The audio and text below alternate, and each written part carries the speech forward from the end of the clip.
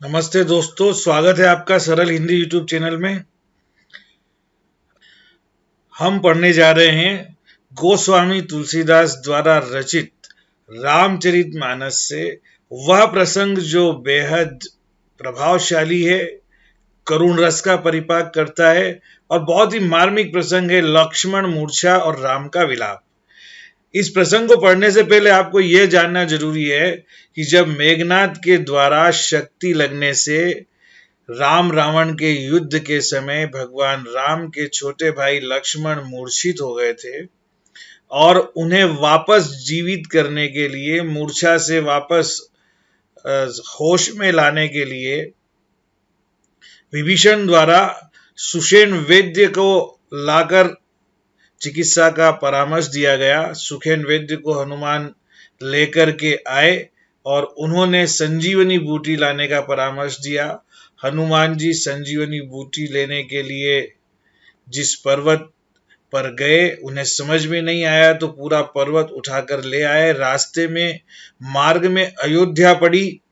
अयोध्या में भरत ने हनुमान को कोई विशाल राक्षस मानकर कि यह पर्वत अयोध्या पर न गिरा दे, इस दृष्टि से बाण मारा और हनुमान मूर्छित होकर के अयोध्या में बाहर गिर पड़े। और जब गिरे तो उन्होंने हाय राम, राम, श्री राम का नाम लिया। तो भरत ने सोचा कि ये तो अवश्य भगवान राम का कोई सेवक है। उन्हें जब होश में लाए और बात की तो पता चला कि लक्ष्मण को मूर्छा लगी है और भगवान राम चिंतित अवस्था में है। ऐसी स्थिति में भरत और हनुमान का मिलाप हुआ और भरत ने हनुमान जी को कहा कि आप शीघ्र ही जाइए और जो भी लक्ष्मण के प्राण बचाने के लिए उचित हो सके वह कार्य कीजिए। तब भरत से विदा लेकर हनुमान जी राम के उस स्थान की ओर जाते हैं जहां भगवान राम लक्ष्मण के साथ चिंतित है, शोकग्रस्त है। और यहीं से यह प्रसंग, हमारी जो कविता है, हमारा जो पाठ है रामचरितमानस का, उससे लिया गया है। यहाँ हनुमान भरत से विदा लेते हुए जो कहते हैं, वहीं से यह प्रसंग शुरुआत है। देखिए, हम पढ़ते हैं, पहला दोहा है। दोहे में कहा गया है, भगवान हनुमान या रामदूत हनुमान भरत से कहते हैं कि तव प्रताप उर राखी प्रभु, जयहु नाथ तुरंत।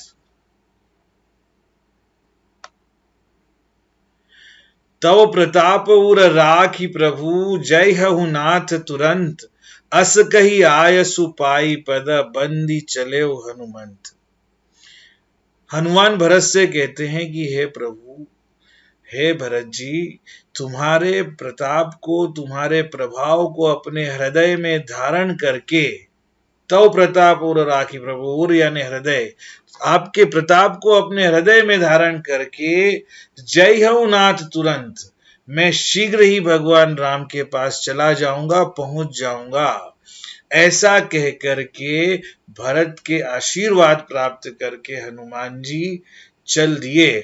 अस कही यानी ऐसा कहकर, आयसु पाई यानी आशीर्वाद प्राप्त करके, पदबंदी, पद यानी चरण, भरत के चरणों की वंदना करते हुए चले हनुमंत, शीघ्र ही चल दिए। भरत बाहुबल शील गुण, प्रभु पद प्रीति अपार, मन महु जात सराहत, पुनि पुनि पवन कुमार। भरत भी उसी प्रकार भगवान राम के अनन्य भक्त थे जैसे स्वयं हनुमान। इसलिए हनुमान भरत और राम के प्रति प्रेम को देख करके, जब वो भरत से मिले तो राम के प्रति जो उनका अपार स्नेह का अनुभव उन्हें हुआ, तो वो तुलसीदास जी कहते हैं कि रास्ते में हनुमान जी इसका स्मरण करते रहे। भरत बाहुबल, भरत की भुजाओं की शक्ति, उनका शारीरिक बल, और शील यानी शील, उनके गुण और उनकी शालीनता, और प्रभु यानी भगवान श्री राम के चरणों में अपार प्रीति। इस सब को मन ही मन सोचते हुए, इसकी सराहना करते हुए, बार बार इन सब की प्रशंसा मन ही मन करते हुए पवन कुमार अर्थात हनुमान चले जा रहे थे। आगे देखिए, जहां राम लक्ष्मण को लेकर बैठे हैं वहां क्या स्थिति है। उहां राम लक्ष्मणई निहारी, बोले वचन मनुज अनुसारी। यहां पर भगवान राम लक्ष्मण की ओर निहारी यानी निहार कर, देख कर एक आम आदमी की तरह, मनुष्य की तरह वचन बोले। भगवान राम स्वयं परब्रह्म है, स्वयं ईश्वर है, लेकिन लक्ष्मण की मूर्छा होने पर वे एक मनुष्य की तरह विलाप करते हुए बोल रहे हैं। क्या बोल रहे हैं? अर्ध राति गई कपि नहीं आयहूं, राम उठाय अनुज उर लायहूं। आधी रात बीत गई, हनुमान कपि अर्थात हनुमान नहीं आए। राम ने अनुज यानी अपने भाई लक्ष्मण को उठा करके हृदय से लगा लिया और फिर कह रहे हैं, सकहु न दुखित देखी मोहि काऊ, बंधु सदा तव मृदुल स्वभाव। वो कह रहे हैं कि हे भाई, तुम मुझे कभी भी दुखी देख नहीं सकते थे। सकहु न दुखित, देख नहीं सकते थे। देखी मोहि काऊ, कभी भी किसी भी प्रकार से, हे भाई लक्ष्मण, तुम मुझे दुखी नहीं देख सकते थे। तुम्हारा स्वभाव तो बड़ा ही मेरे लिए कोमल था। बंधु सदा तो मृदुल स्वभाव, हे बंधु, हमेशा ही तेरा स्वभाव मेरे लिए, हे लक्ष्मण, बड़ा ही कोमल था। फिर मम हित लागी, मम यानी मेरे, हित यानी भले के, लागी यानी के लिए, मेरे भले के लिए, मेरे हित के लिए। तजेहु पितु माता, तुमने अपने माता पिता को तज दिया। सहेहु विपिन हिम आतप वाता, सहेहु यानी सहन किया, विपिन यानी जंगल में, हिम यानी बर्फ को, ठंड को, आतप यानी धूप को, वाता यानी वायु के प्रकोप को, तूफान को, जंगल में रहकर हवा को, पानी को, बर्फ को, हर प्रकार के मौसम में तुमने मेरे लिए कष्ट देखे। हे भाई, तुम तो ऐसे स्वभाव के हो। सो अनुराग कहाँ अब भाई, तुम्हारा मेरे प्रति वो प्रेम अब कहाँ है भैया। उठऊ न सुनी मम बच बिकलाई, मेरे व्याकुल वचनों को सुन करके, मुझे दुखी समझ करके तुम उठ क्यों नहीं जाते। हे भाई उठिए। जो जनतेऊ बन बंधु विछोहू, पितु वचन मन ते ही नहीं हो। हे भाई, अगर मैं जानता कि वन में जाकर बंधु यानी भाई से इस प्रकार मेरा बिछोड़ना हो जाएगा, बिछो हो जाएगा, वियोग हो जाएगा, तो पितु वचन मन त्यों नहीं आए। पिता के वचन मानकर भी मैं यहां तुम्हें साथ में लेकर नहीं आता। फिर वो आगे देखिए, मनुष्य की तरह व्याकुल होकर संसारिक बातें कर रहे हैं भगवान राम कि सुत वित नारी भवन परिवारा, हो ही जाहि जग बारही बारा। जैसे संसार के लोग बोलते हैं कि दुनिया में सुत यानी पुत्र, वित यानी धन, नारी यानी नारी स्त्री, भवन यानी घर और परिवार। संसार में पुत्र, धन, नारी और भवन, ये सब हो ही जा ही जग, ये बार बार संसार में आ सकते हैं, मिल सकते हैं, लेकिन अस विचार जिए जागहु ताता। हे तात, ऐसा विचार करके ही जाग जाओ कि मिलई न जगत सहोदर भ्राता, कि संसार में, इस जगत में सगा भाई जो एक ही माँ की कोख से उत्पन्न हुआ हो, वह दोबारा नहीं मिलता। सब कुछ दुनिया में मिल सकता है, लेकिन सगा भाई दोबारा नहीं मिलता। कहने का मतलब यह है कि पत्नी की मृत्यु हो जाए तो दूसरा विवाह किया जा सकता है ना, धन को फिर से कमाया जा सकता है, पुत्र भी फिर से जन्म ले सकता है, लेकिन सगा भाई एक बार चला जाए तो दोबारा वो भाई मिलना असंभव है। यहाँ भगवान लक्ष्मण को सगा भाई एक ही माँ के उदर से उत्पन्न हुआ भगवान राम कह रहे हैं, क्योंकि राम तो स्वयं प्रकट हुए थे, उन्होंने अवतार लिया था, और लक्ष्मण का भी एक प्रकार से अवतार ही था, और लेकिन बचपन से ही उन्होंने वैसे ही जीवन बिताया जैसे एक ही माँ के दो सगे पुत्र हो। इस यही भाव यहाँ पर है। जथा पंख बिनु खग अति दीना, मणि बिनु फनि करिवर करहीना।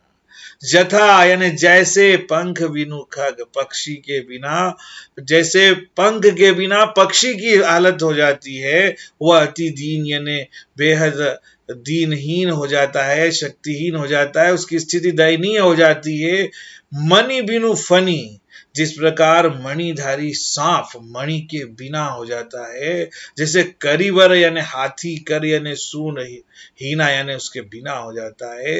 हे भाई, जैसी स्थिति पंख के बिना पक्षी की, मणि के बिना सर्व की और सूंड के बिना हाथी की हो जाती है, उसके जीवन का कोई मतलब ही नहीं रहता है।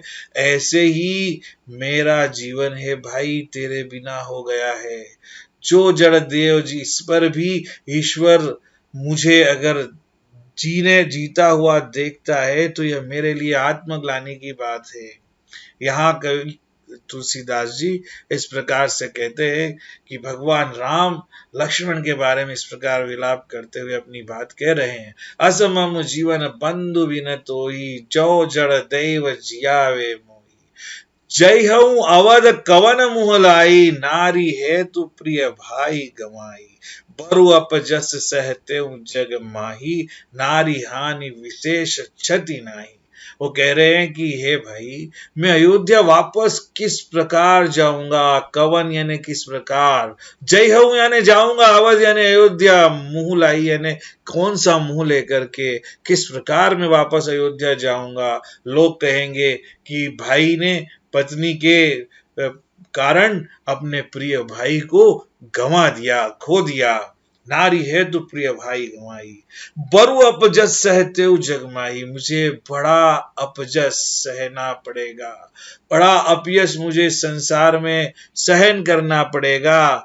नारी हानि विशेष क्षति नाही, संसार के लोग कहेंगे कि नारी की हानि हो जाती तो बहुत बड़ी क्षति नहीं थी, लेकिन लक्ष्मण जैसा भाई को खो करके राम वापस अयोध्या आ गए, ये बहुत बड़ी क्षति होगी। अब अपलोक, देखिए ये सारी बातें भगवान राम को, स्वयं परम ब्रह्म परमेश्वर को बिल्कुल भी ऐसी बातें कहना शोभा नहीं देती, लेकिन जब एक आम आदमी के साथ, मानव के साथ, साधारण मनुष्य के साथ ये स्थिति होती है तो वह इसी प्रकार के शब्द कहता है लोक में, समाज में। वैसी ही स्थिति भगवान राम की हो गई है, और वो भी एक सामान्य मानव की तरह विलाप कर रहे हैं, और उनका विलाप प्रलाप में बदलता हुआ जा रहा है। जब कोई प्रलाप करता है तो वो सोच विचार कर विवेक पूर्वक नहीं कहता, और उसकी सारी बातें जो है एक कहते हैं ना कि वास्तविक रूप से सत्य नहीं होती, बढ़ा चढ़ाकर होती है। यहाँ आगे भगवान राम कहते हैं कि हे भाई, अब अपलोक शोक सुत तोरा, सही निठुर कठोर मन मोरा। कि हे भाई, अब तेरा शोक मुझे बेटा, हे भाई, हे पुत्र, तुम्हारा मुझे जो है शोक इस लोक में, संसार में सहन करना पड़ेगा, और मेरा ये निष्ठुर मन, मेरा ये कठोर हृदय उसे किस प्रकार सहन करेगा। निज जननी के एक कुमारा, तात तासु तुम प्राण आधारा। तुम अपनी माता के एक ही कुमार थे, एक ही कुमार हो, तात तासु तुम प्राण आधारा। और हे भाई लक्ष्मण, तुम उनके प्राणों के आधार हो। यहाँ भी कई लोग शंका प्रकट करते हैं कि निज जननी के कुमारा, है ना, लक्ष्मण सुमित्रा के पुत्र थे, सुमित्रा के दो पुत्र थे, एक पुत्र भरत के साथ में शत्रुघ्न के रूप में था, दूसरा पुत्र राम के साथ में लक्ष्मण के रूप में था।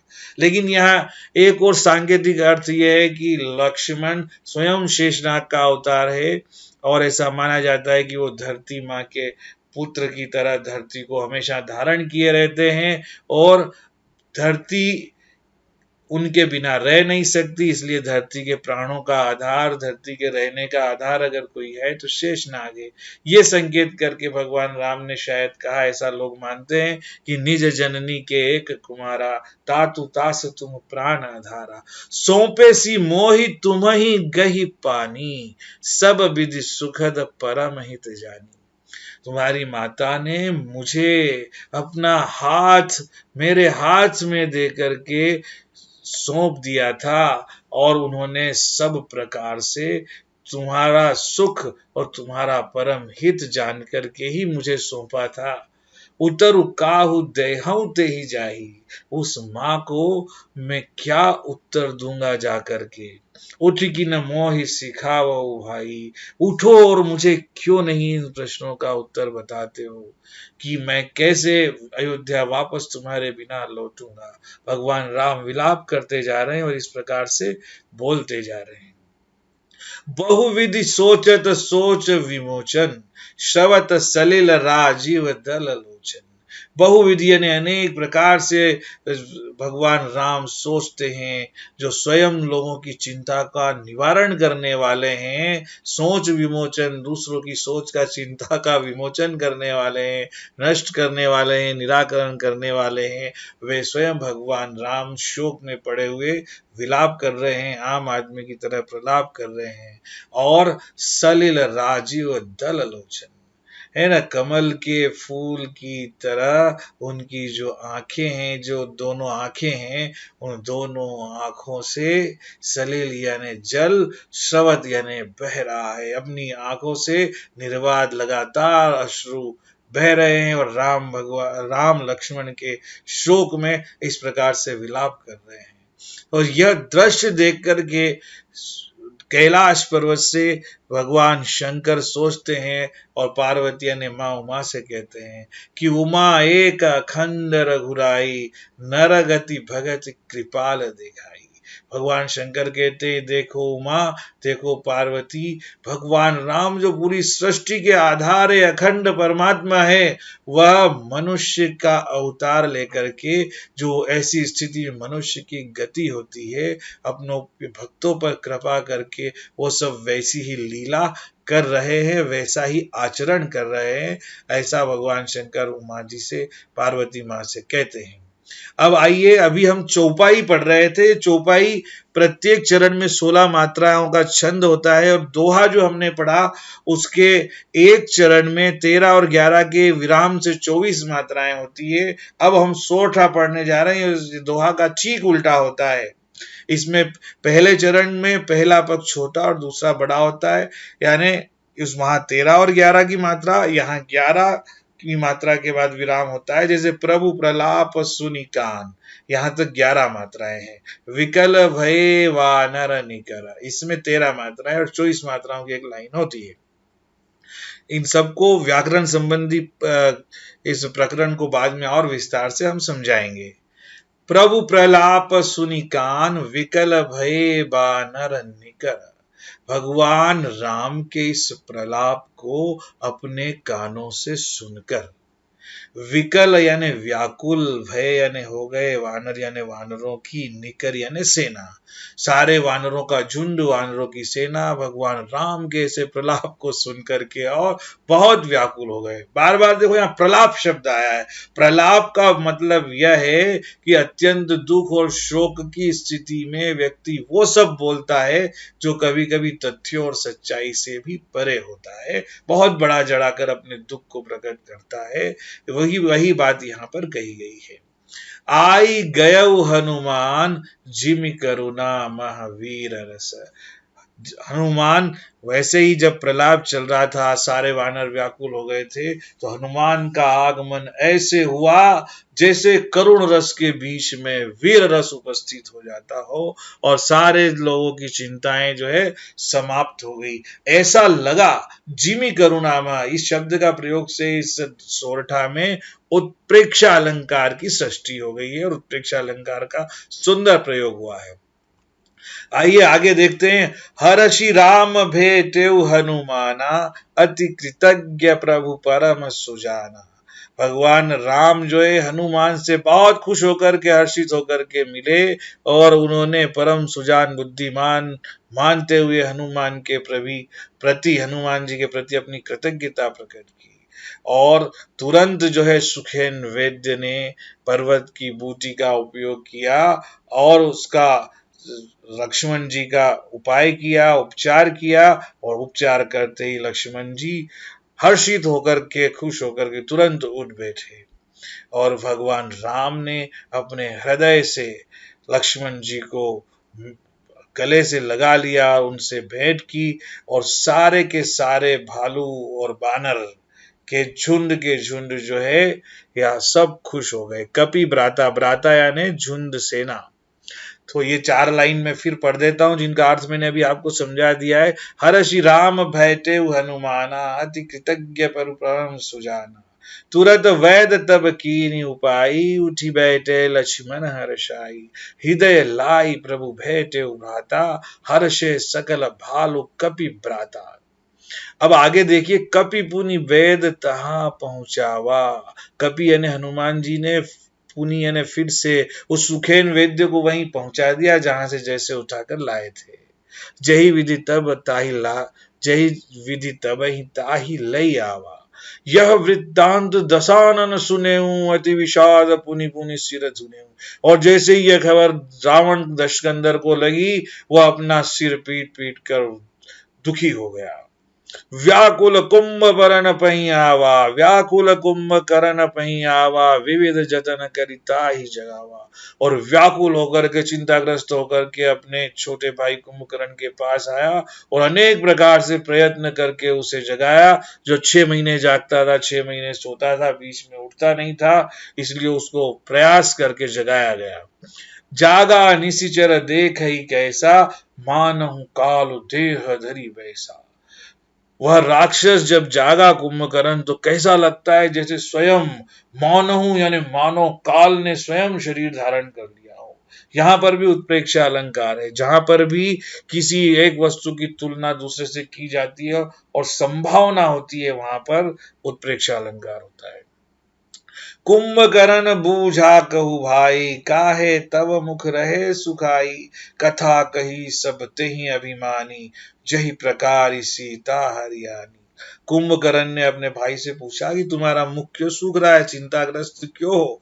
फिर रावण ने वो सारी कहानी कह डाली, जैसे वो सीता हरण करके सीता जी को ले आया था और राम ने लंका पर आक्रमण किया और दोनों का जो है युद्ध चल रहा था। सारी कहानी जब उसने कही तब, और उसने आगे क्या कहा कि तात कपिन सब निशिचर मारे, महा महा जोधा संगारे, दुर्मुख सुर रिपु मनुज आहारी, भट अतिकाय अकंपन भारी, अपर महोदर आदिक बीरा, परे समर मही सवरन धीरा। रावण ने कहा कि हे भाई देखो, राम ने सारे निशिचर को, राम के वानरों ने मार दिया, बड़े बड़े योद्धाओं का संहार कर दिया। एक दुर्मुख नाम का हमारा भाई सुर रिपु, जो दुर्मुख था, सुर रिपु था, मनुष्य का आहार करने वाले थे, ऐसे हमारे योद्धाओं को जिनका नाम अतिकाय था, कंबन था, उन सबको मार दिया। अपर महोदर आदि वीरा, और अन्य महोदर आदि अनेक वीरों को भी धरती पर जो है धराशायी कर दिया, सुला दिया, उनके प्राण ले लिए। तब अंत में एक ज्ञान की बात कुंभकर्ण रावण से कहता है और इसी के साथ इस कथा का समापन होता है। सुनि दस कंदर वचन तब, कुंभकर्ण बिलखान, जगदम्बा हरियाणी अब 60 चाहत कल्याण। यहाँ कुंभकर्ण देखिए कह रहा है कि हे दशकंदर सुनो।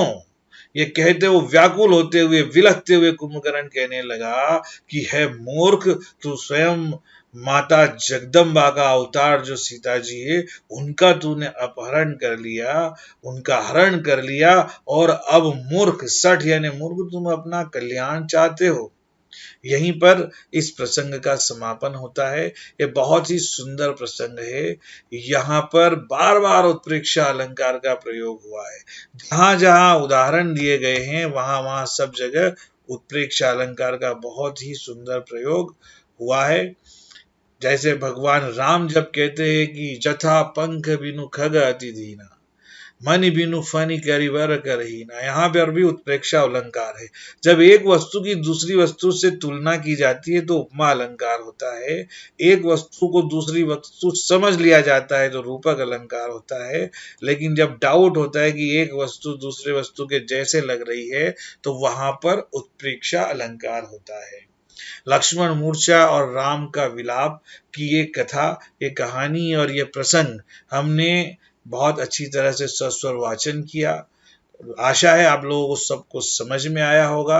अब इसके प्रश्नोत्तर और पिछले वीडियो जो आपने देखे उन सभी पाठों के प्रश्नोत्तर की सीरीज सभी कविताओं के समापन के पश्चात 2 जुलाई 2020 को होने वाले प्रश्न पत्र की दृष्टि से आपको एक एक महत्वपूर्ण प्रश्नों का उत्तर समझाया जाएगा कि कम से कम शब्दों में अच्छे से अच्छा उत्तर आप कैसे लिख सके। यहाँ आपको विस्तार से इसलिए समझाया गया है कि अगर आपने वास्तव में अर्थ को अच्छी तरह समझा है तो आप किसी प्रकार का प्रश्न अगर आएगा तो उसका उत्तर बहुत आसानी से आप दे पाएंगे। तो हम इस प्रसंग का समापन यहीं पर करते हैं, लेकिन इतना जरूर बता देते हैं कि यहाँ पर दोहा, सोठा और चौपाई छंद का प्रयोग हुआ है। अवधी भाषा में रामचरितमानस लिखा गया, इसलिए इसकी भाषा अवधी है, प्रभावशाली है। भाषा हो गई, भाव समझ लिया। रस, इसमें करुण रस और माधुर्य गुण की सृष्टि हुई है। भाव, भाषा, रस हो गया। छंद बता दिया। अलंकार, उत्प्रेक्षा अलंकार है। अनुप्रास अलंकार बार बार है। रूपक अलंकार की प्रयोग भी यहाँ पर हुआ है। तो इस प्रकार से ये सब आप यदि काव्य सौंदर्य पूछा जाए तो निश्चित रूप से उसमें ये सारी चीजें बता सकते हैं। हम अपनी वाणी को यहीं विराम देते हैं। आशा है अगर आपको कोई भी इसमें समझ नहीं आया है तो आप जरूर हमसे बात करेंगे, कमेंट्स में डालेंगे। सब्सक्राइब जरूर करें, लाइक आप करते नहीं है। थोड़ा भी समझ आया तो लाइक जरूर कीजिए, लाइक का बटन जरूर दबाइए। हमें उत्साह प्राप्त होगा, हमें और अच्छा लगेगा आपकी प्रतिक्रिया यदि हमें मिलेगी। इसी के साथ हम विराम लेते हैं। नमस्ते, धन्यवाद।